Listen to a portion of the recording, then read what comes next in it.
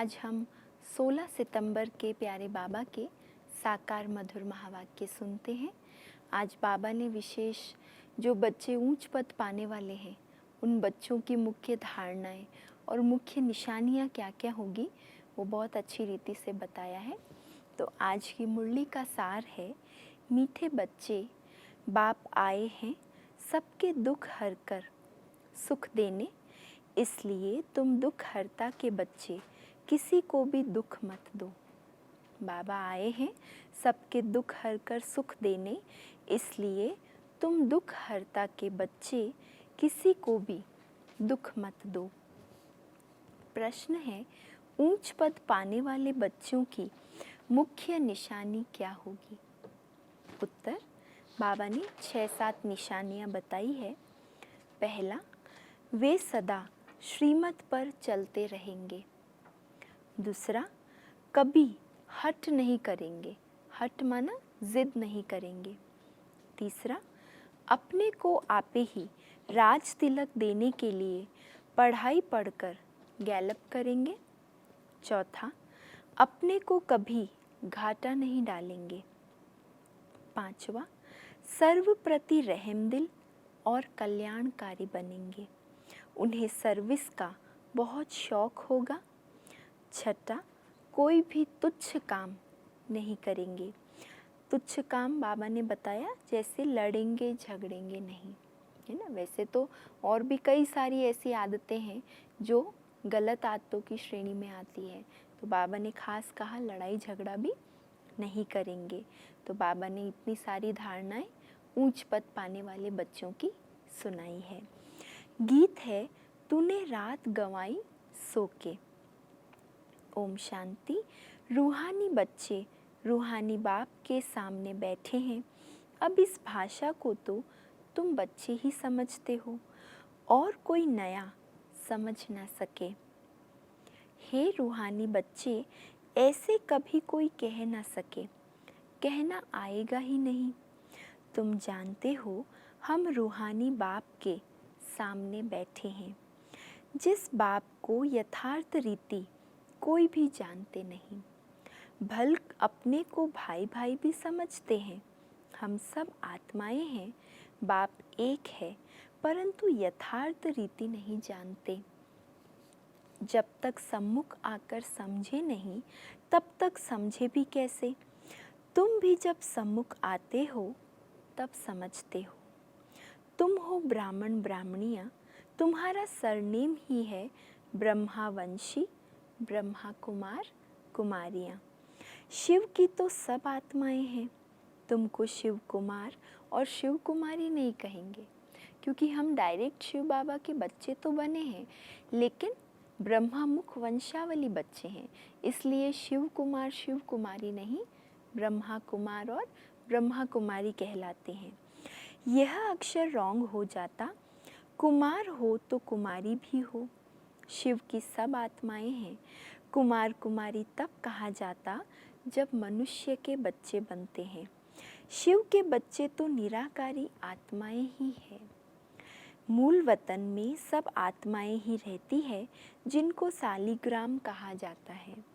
यहाँ आते हैं तो फिर कुमार और कुमारियाँ बनते हैं जिस्मानी। वास्तव में तुम हो कुमार, शिव बाबा के बच्चे। कुमारियाँ और कुमार तब बनते जब शरीर में आते हो, तो इसलिए शिव कुमार शिव कुमारी नहीं कहा जाता, क्योंकि शिव बाबा के बच्चे तो हम निराकारी आत्माएं हैं।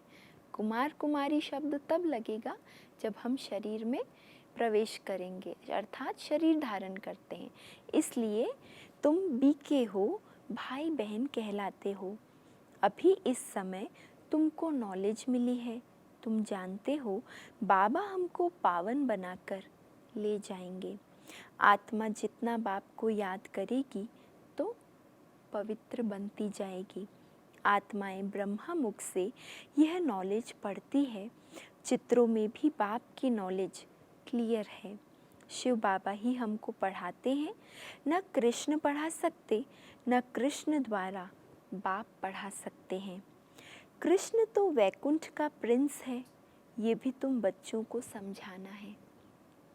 कृष्ण तो स्वर्ग में अपने माँ बाप का बच्चा होगा, स्वर्गवासी बाप का बच्चा होगा, वो वैकुंठ का प्रिंस है। उनको भी कोई जानते नहीं। कृष्ण जयंती पर अपने अपने घरों में कृष्ण के लिए झूले बनाते हैं और मंदिरों में झूले बनाते हैं। माताएं जाकर गोलक में पैसे डालती है, पूजा करती है। आजकल क्राइस्ट को भी कृष्ण मिसल बना देते हैं, ताज आदि पहनाकर माँ की गोद में देते हैं, जैसे कृष्ण को दिखाते हैं। तो कृष्ण जन्माष्टमी पर भक्ति में हम सब ऐसा ये करते आए थे, लेकिन अब हमें समझ में आया कि वास्तव में श्री कृष्ण जैसा बनने के लिए क्या करना है। पूजा पाठ ये तो बहुत समय किया, उसकी महिमा भी बहुत समय गाई, लेकिन उनकी महिमा को स्वयं में धारण कैसे करना है वो अभी हमें बाबा सिखला रहे हैं। कृष्ण और क्राइस्ट राशि तो एक ही है, वो लोग कॉपी करते हैं, नहीं तो कृष्ण के जन्म और क्राइस्ट के जन्म में तो बहुत फ़र्क है। क्राइस्ट का जन्म कोई छोटे बच्चे के रूप में नहीं होता है। देखिए दोनों के जन्म में तो कितना अंतर है देखा जाए तो। श्री कृष्ण तो गर्भ से पैदा होता है और सतयुग का पहला राजकुमार है, पर क्राइस्ट ऐसे जन्म नहीं लेता है। क्राइस्ट की आत्मा ने तो किसी में जाकर प्रवेश किया है, क्योंकि वो धर्म स्थापक की आत्मा है, तो वो ऐसे पतित शरीर से तो पैदा नहीं हो सकती है, क्योंकि धर्मात्मा बहुत पवित्र आत्मा है। इसलिए वो धर्म की आत्मा, क्राइस्ट की आत्मा किसी के शरीर में प्रवेश करती है और फिर धर्म की स्थापना करती है। विष से पैदा हो न सके। आगे क्राइस्ट को कभी छोटा बच्चा नहीं दिखाते थे, क्रॉस पर दिखाते थे। यह अभी दिखाते हैं, बच्चे जानते हैं धर्म स्थापक को कोई ऐसे मार न सके। तो किसको मारा? जिसमें प्रवेश किया उनको दुख मिला। सतो प्रधान आत्मा को दुख कैसे मिल सकता है ना? उनकी आत्मा को दुख नहीं पड़ा, लेकिन जब क्रॉस पर चढ़ाया तो जिसके तन में प्रवेश किया उस शरीर को दुख हुआ। तो बाबा ने कहा सतो प्रधान आत्मा को दुख कैसे मिल सकता? उसने क्या कर्म किए जो इतने दुख भोगे? आत्मा ही सतो प्रधान अवस्था में आती है, सबका हिसाब किताब चुकतू होता है। इस समय बाप सबको पावन बनाते हैं, वहाँ से सतो प्रधान आत्मा आकर दुख भोग न सके। आत्मा ही भोगती है ना। आत्मा शरीर में है तो दुख होता है। मुझे दर्द है ये किसने कहा? इस शरीर में कोई रहने वाला है, वह कहते हैं परमात्मा अंदर है, तो ऐसे थोड़े ही कहेंगे हमको दुख है। सर्व में परमात्मा विराजमान है, तो परमात्मा कैसे दुख भोगेगा? यह आत्मा पुकारती है, हे परमपिता परमात्मा हमारे दुख हरो। पारलौकिक बाप को ही आत्मा पुकारती है। तुम जानते हो बाप आया हुआ है, दुख हरता सुख करता, सर्व का सद्गति दाता भी स्वयं बाप शिव बाबा आया हुआ है। दुख हरने की युक्ति बता रहे हैं। आत्मा शरीर के साथ ही एवर हेल्दी वेल्दी बनती है। मूल वतन में तो हेल्दी वेल्दी नहीं कहेंगे, शरीर है तब कहा जाता है इनके पास धन बहुत है, इनका स्वास्थ्य बहुत अच्छा है। आत्मा के लिए तो नहीं कहेंगे। वहाँ कोई सृष्टि थोड़ी ही है, वहाँ तो है ही शांति। शांति स्वधर्म में टिके हुए हैं। अभी बाप आए हैं सबके दुख हर कर सुख देने। तो बच्चों को भी कहते हैं तुम मेरे बने हो। तो शुरू में ही बाबा ने कहा ना कि मैं हूँ दुख हरता सुख करता, सबके दुख हर कर सुख देने आया हूँ। तो बाबा ने बच्चों को भी क्या शिक्षा दी? तुम मेरे बने हो तो किसको दुख नहीं देना। यह लड़ाई का मैदान है परंतु गुप्त, वह है प्रत्यक्ष। ये जो गायन है युद्ध के मैदान में, जो मरेंगे वह स्वर्ग में जाएंगे, उसका अर्थ भी समझाना पड़े। इस लड़ाई का महत्व देखो कितना है। बच्चे जानते हैं उस लड़ाई में मरने से कोई स्वर्ग में जा न सके, परंतु गीता में भगवानुवाच है, उनको मानेंगे तो सही ना। भगवान ने किसको कहा? उस लड़ाई वालों को कहा या तुमको कहा? दोनों को कहा, है ना। देखो बाबा कह रहे हैं कि जैसे कहा जाता है युद्ध के मैदान में मरेंगे तो स्वर्ग में जाएंगे। अब वास्तव में युद्ध का मैदान क्या है ये समझने की बात है कि कोई लड़ाई में मरने से स्वर्ग में नहीं जाएंगे, लेकिन जब हम माया से युद्ध करते हैं, माया पर विजय प्राप्त करते हैं, स्वयं की कर्मेंद्रियों को जीतते हैं, विकारों पर विजय प्राप्त करते हैं, तब हम सत्युगी दुनिया में जाने के लायक हकदार बनते हैं। उन्हों को भी समझाया जाता है, अपने को आत्मा समझ, बाप को याद करो, ये सर्विस भी करनी है। अब तुम स्वर्ग में अगर जाना चाहते हो तो पुरुषार्थ करो। लड़ाई में तो सब धर्म वाले हैं, सिख भी हैं, वो तो सिख धर्म में ही जाएंगे। स्वर्ग में तो तब आ सकते हैं जब तुम ब्राह्मणों से आकर ज्ञान ले। जब तक स्वर्ग स्थापन करता, स्वर्ग का रचयिता शिव बाबा जो ज्ञान दे रहा है, जब तक वो आकर ना सुने तब तक स्वर्ग में तो जा नहीं सकते। जैसे बाबा के पास आते थे तो बाबा समझाते थे, तुम लड़ाई करते भी शिव बाबा की याद में रहेंगे तो स्वर्ग में आ सकेंगे। अगर कोई ऐसे मिलिट्री वाले भी बाबा के पास आते थे तो बाबा कहते थे, तुम युद्ध करते समय भी अगर बाप की याद में रहो तो स्वर्ग में ज़रूर आएंगे। बाकी ऐसे नहीं कि स्वर्ग में राजा बनेंगे, क्योंकि राजा बनने के लिए तो बहुत सारी धारणाएं बाबा ने जो बताई है वो करनी पड़े। नहीं, जास्ती उन्हों को समझा भी नहीं सकते हो, उनको थोड़ा ही ज्ञान समझाया जाता है।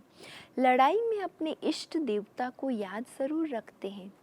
सिख होगा तो गुरु गोविंद की जय कहेंगे। ऐसा कोई नहीं जो अपने को आत्मा समझ परमात्मा को याद करे। बाकी हाँ, जो बाप का परिचय लेंगे तो स्वर्ग में आ जाएंगे। सबका बाप तो एक ही है, पतित पावन। वह पतितों को कहते हैं, मुझे याद करने से तुम्हारे पाप कट जाएंगे और मैं जो सुख धाम स्थापन करता हूँ उसमें तुम आ जाएंगे।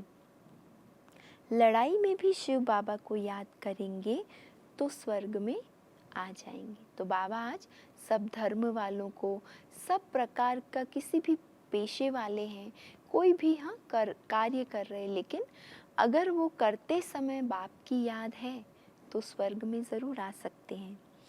उस युद्ध के मैदान की बात और है, यहाँ और है। बाप कहते हैं ज्ञान का विनाश नहीं होता है। शिव बाबा के बच्चे तो सभी हैं। अब शिव बाबा कहते हैं, मामी कम याद करने से तुम मेरे पास आ जाएंगे मुक्ति धाम। फिर जो ज्ञान सिखाया जाता है वह पढ़ेंगे तो स्वर्ग की राजाई मिल जाएगी। कितना सहज है, स्वर्ग में जाने का रास्ता सेकंड में मिल जाता है। हम आत्मा बाप को याद करती हैं, लड़ाई के मैदान में तो खुशी से जाना है, कर्म तो करना ही है। देश के बचाव के लिए सब कुछ करना पड़ता है। वहाँ तो है ही एक धर्म, मतभेद की कोई बात नहीं। यहाँ कितना मतभेद है, पानी पर, जमीन पर झगड़ा। पानी बंद कर देते हैं तो पत्थर मारने लग पड़ते हैं। एक दो को अनाज नहीं देते तो झगड़ा हो जाता है।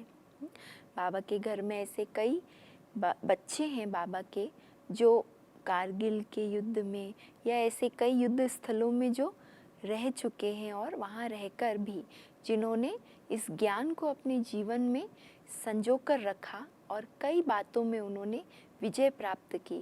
बहुत सहन शक्ति, सामना करने की शक्ति, साहस ने उन्होंने बहुत विजय प्राप्त की। तो बाबा इसलिए कहते हैं कि कोई भी कार्य करो, लेकिन हर कर्म करते आत्मा समझ परमात्मा की याद में करो। तुम बच्चे जानते हो हम अपना स्वराज्य स्थापन कर रहे हैं। लड़ाई पढ़ाई से राज्य पाते हो, नई दुनिया ज़रूर स्थापन होती है। नींद है तो कितनी खुशी होनी चाहिए। कोई भी चीज़ में लड़ने झगड़ने की कोई बात नहीं, रहना भी बहुत साधारण है। बाबा ने समझाया है, तुम ससुर घर जाते हो इसलिए अब वनवाह में हो। सभी आत्माएं जाएंगी, शरीर थोड़े ही जाएंगे। शरीर का अभिमान भी छोड़ देना है। हम आत्मा हैं, 84 जन्म अब पूरे हुए हैं। जो भी भारतवासी हो बोलो, भारत स्वर्ग था, अब तो कलयुग है। कलयुग में अनेक धर्म हैं, सतयुग में एक ही धर्म था। भारत फिर से स्वर्ग बनना है, समझते भी हैं भगवान आया हुआ है, आगे चल भविष्यवाणी भी करते रहेंगे। वायुमंडल देखेंगे ना तो बाप बच्चों को समझाते हैं, बाप तो सभी का है ना, सबका हक है। बाप पर, बाप के वर्षे पर, बाप के ज्ञान पर सब बच्चों का हक है, क्योंकि बाप सारी दुनिया का है, बेहद का पिता है। तो बाबा ने कहा सबका हक है। बाप कहते हैं मैं आया हूँ और सबको कहता हूँ, मामी कम याद करो तो तुम्हारे विकर्म विनाश होंगे। अभी तो मनुष्य समझते हैं कभी भी लड़ाई हो सकती है। अभी की परिस्थितियाँ ऐसी ही है कि लड़ाई कभी भी लग सकती है। ये तो कल भी हो सकती है। लड़ाई जोर भरने में देरी थोड़ी ही लगती है। परंतु तुम बच्चे समझते हो अभी हमारी राजधानी स्थापन हुई नहीं है, तो विनाश कैसे हो सकता है। तो देरी किस में है, हमारी राजधानी स्थापन होने में अभी देरी है, इसलिए लड़ाई भी लग नहीं सकती। लेकिन कोई समय तो ऐसा आएगा कि हम पुरुषार्थ में अपनी संपूर्णता को प्राप्त करेंगे और लड़ाई भी लगेगी। पर ये सोचकर कि हम पुरुषार्थ धीरे धीरे करते रहें तो लड़ाई भी बहुत समय बाद होगी, ऐसा भी नहीं। समय अनुसार, ड्रामा अनुसार सब कुछ होना ही है, लेकिन हमें समय के पहले अपने आप को पूर्ण तैयार करके रखना है। अर्जुन बाप का पैगाम ही चारों तरफ कहाँ दिया है। पतित पावन बाप कहते हैं मुझे याद करो तो विकर्म विनाश होंगे। ये पैगाम सबके कानों पर जाना चाहिए। भल लड़ाई लगे, बॉम्ब्स भी लग जाए, परंतु तुमको निश्चय है कि हमारी राजधानी ज़रूर स्थापन होनी है, तब तक विनाश हो नहीं सकता। विश्व में शांति कहते हैं ना, विश्व में वार होगी तो विश्व को ख़त्म कर देंगे। ये है विश्वविद्यालय, सारे विश्व की आत्माओं के लिए ये है विश्वविद्यालय। सारे विश्व को तुम नॉलेज देते हो। एक ही बाप आकर सारे विश्व को परिवर्तन करते हैं। वो लोग तो कल्प की आयु ही लाखों वर्ष कह देते हैं। तुम जानते हो इनकी आयु कितनी है। सारे सृष्टि चक्र की आयु सिर्फ 5000 वर्ष है। कहते हैं क्राइस्ट से 3000 वर्ष पहले हेवन था। इस्लामी, बौद्धि आदि सब का हिसाब किताब निकालते हैं। उनसे पहले दूसरे कोई का नाम है नहीं। तुम अंगे अक्षरे बता सकते हो तो तुमको कितना नशा रहना चाहिए। हमें बाबा ने सारे सृष्टि चक्र की एक्यूरेट नॉलेज दे दी, तो बाबा कहते कितना नशा रहना चाहिए। झगड़े आदि की बात ही नहीं, झगड़ते वह है जो निधन के होते हैं। तुम अभी जो पुरुषार्थ करेंगे 21 जन्म के लिए प्रारब्ध बन जाएगी। लड़ेंगे झगड़ेंगे तो ऊंच पद भी नहीं मिलेगा, सजाएं भी खानी पड़ेगी। कोई भी बात है, कुछ भी चाहिए तो बाप के पास आओ। गवर्नमेंट भी कहती है ना, तुम फैसला अपने हाथ में नहीं उठाओ। अगर कहीं कुछ झगड़े हो भी जाते हैं तो कानून क्या कहता है, अपने हाथ में लॉ नहीं उठाना है, खुद कुछ उसके प्रति स्टेप नहीं उठाना है। लेकिन गवर्नमेंट के जो रूल्स रेगुलेशंस हैं उसके अनुसार, या कोर्ट में जाकर, या जो पुलिस आदि है उनके द्वारा हम मदद ले सकते हैं।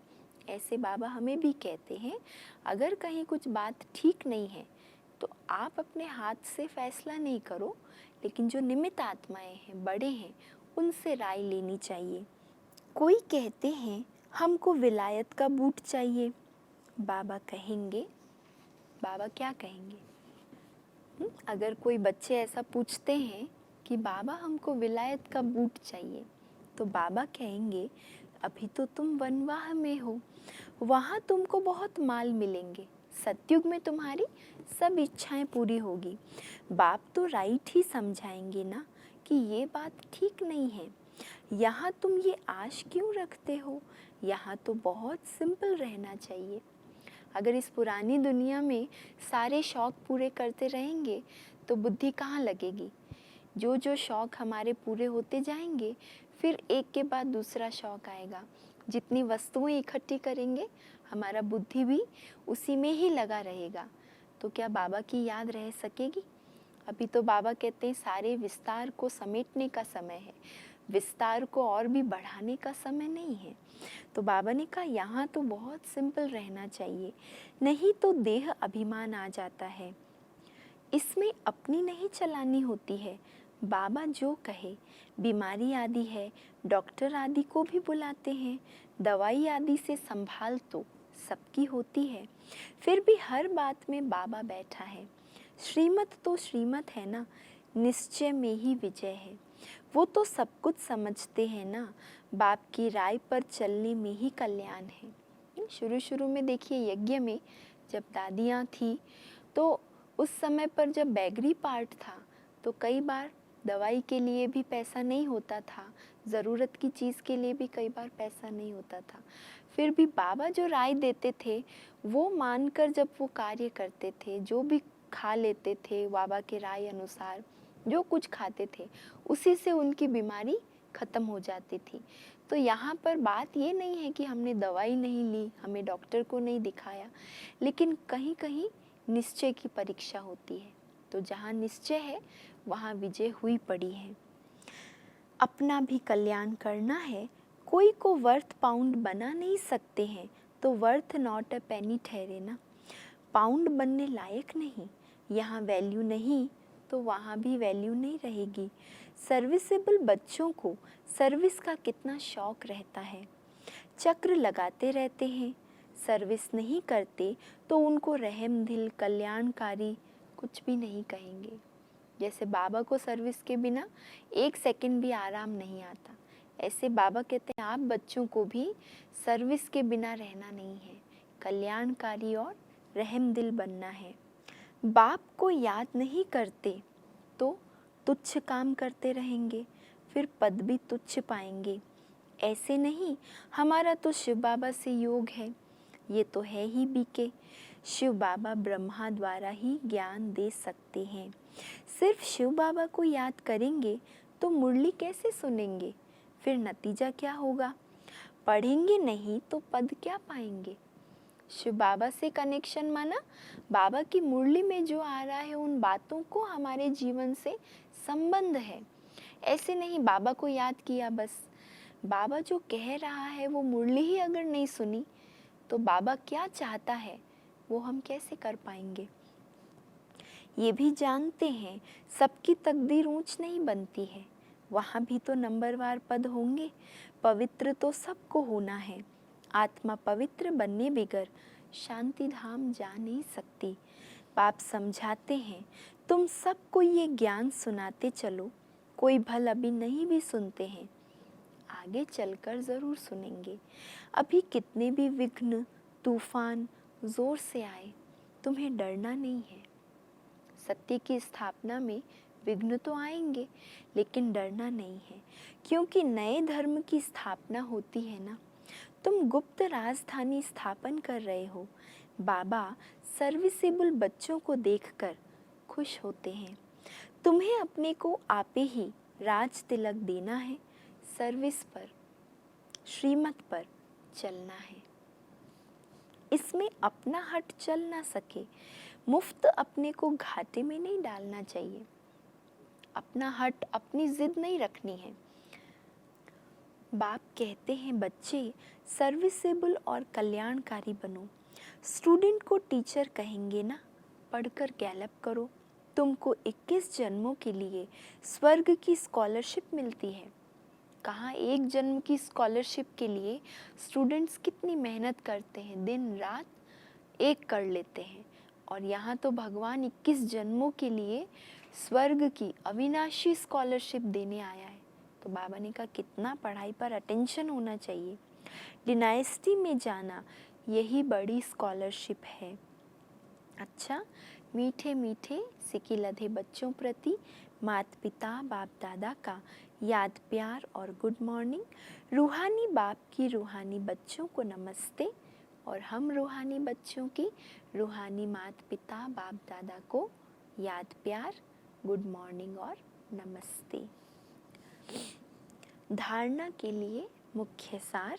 पहली पॉइंट, संगम युग पर बहुत सिंपल साधारण रहना है, क्योंकि ये वनवाह में रहने का समय है। वनवाह में कोई शौक नहीं रखे जाते। वनवाह अर्थात सिंपल जीवन। यहाँ कोई भी आश नहीं रखनी है, कभी अपने हाथ में लौ नहीं उठाना है, लड़ना झगड़ना नहीं है। दूसरा, विनाश के पहले नई राजधानी स्थापन करने के लिए सबको बाप का पैगाम देना है कि बाप कहते हैं मुझे याद करो तो विकर्म विनाश हो और तुम पावन बनो। आज का वरदान है, बाप द्वारा सफलता का तिलक प्राप्त करने वाले सदा आज्ञाकारी दिल तख्त नशीन भव। बाप द्वारा सफलता का तिलक प्राप्त करने वाले सदा आज्ञाकारी दिल तख्त नशीन भव। भाग्य विधाता बाप रोज अमृत वेले अपने आज्ञाकारी बच्चों को सफलता का तिलक लगाते हैं। तो अमृत वेले सफलता का तिलक किनको मिलता है? जो आज्ञाकारी बच्चे हैं।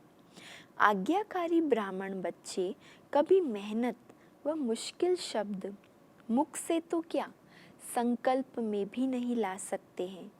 वह सहज योगी बन जाते हैं। इसलिए कभी भी दिल शिकस्त नहीं बनो, लेकिन सदा दिल तख्त नशीन बनो, रहम दिल बनो। जो आज्ञाकारी बच्चे हैं वो कभी मेहनत और मुश्किल का अनुभव नहीं करते, लेकिन सहज योगी बन जाते हैं। अहम भाव और वहम भाव को समाप्त करो। अहम भाव अर्थात मैं कर सकता हूँ, मैंने किया, मैं ही राइट हूँ, ये सब है अहम भाव।